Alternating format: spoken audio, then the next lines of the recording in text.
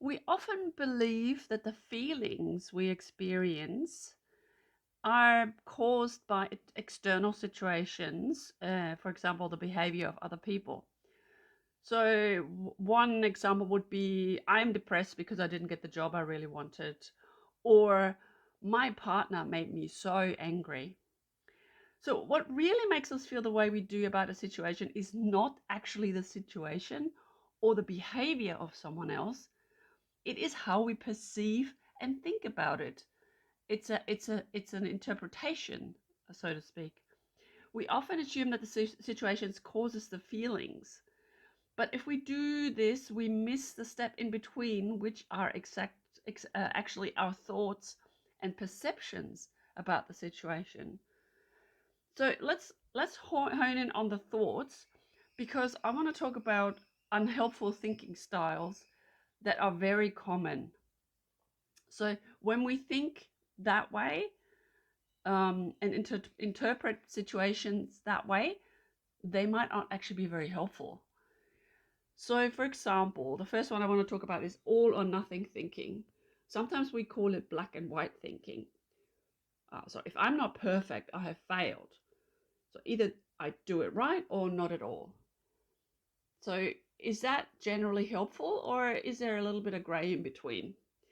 Another unhelpful thinking style is only paying attention to certain types of evidence.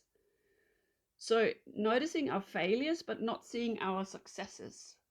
So it's literally just sort of focusing on what have I done wrong, rather than saying, okay, well, I made a mistake, but I also did a lot of things right, and I'm going to focus on that to move forward rather than get depressed about my failures. Another unhelpful thinking style is jumping to conclusions. So there are two types of jumping to conclusions. The first one is mind reading, imagining what we know what others are thinking, which is generally not the case. And then also fortune telling, predicting the future. So we're jumping to conclusions that might not actually be the truth. It's more helpful to look at all the evidence rather than saying, okay, well, this is my interpretation of the situation and that's 100% true.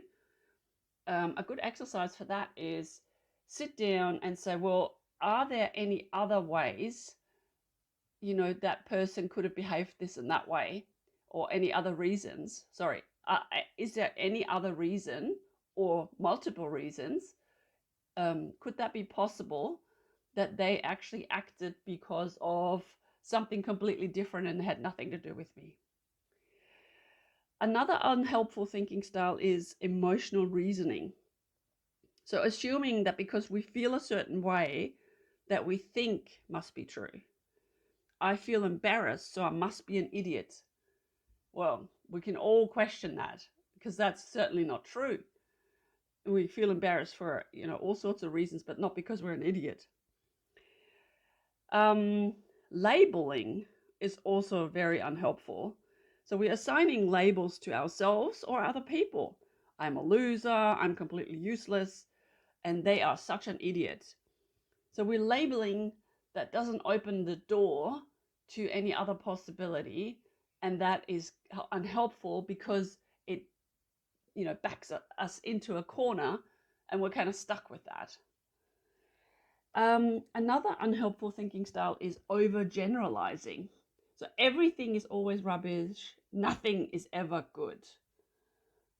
Seeing a pattern based upon a single event, or being overly broad in the conclusion we draw, is not helpful, because nothing is always rubbish and good things do happen. I mean, that's a fact. So it doesn't help us to think that way and overgeneralize. It's also very unhelpful in arguments, because if we say, you never listen to me, well, clearly that is not really true, is it? But when you say something like that, the other person gets very defensive and the conversation just goes off track and it's not constructive. So overgeneralizing is never helpful. Um, Another unhelpful thinking style is disqualifying the positive. So we're discounting the good things that have happened or that you have done for some reason or another. So that doesn't count. Well, it does count. It's really a matter of looking at the positives as for what they are, positives, and they do count. So if we disqualify that, we're taking away the value of it, and really it's not helping us in any situation. Another one is magnification or minimization. So by magnifying something, we're catastrophizing. So we're blowing things out of proportion, or we actually shrinking something to make it seem less important. So that's also kind of like an extreme way of looking at things and can be unhelpful. Oh, and the next one is the should and must or ought, which should really be eliminated. Here it is again. So using critical words like should, must, or ought can make us feel guilty or like we have already failed. So if we apply the shoulds to other people, the result is often frustration. You should be doing this, you should be cleaning your room, you should be always doing this and that. It's not very helpful to use the should. You could rephrase it like it would be lovely if you would clean your room more often, or that sort of stuff. If you should, if you use the word should, it just sort of feels like putting the guilt trip on someone, including yourself. Another one, or the last one, is depersonalization. This is all my fault.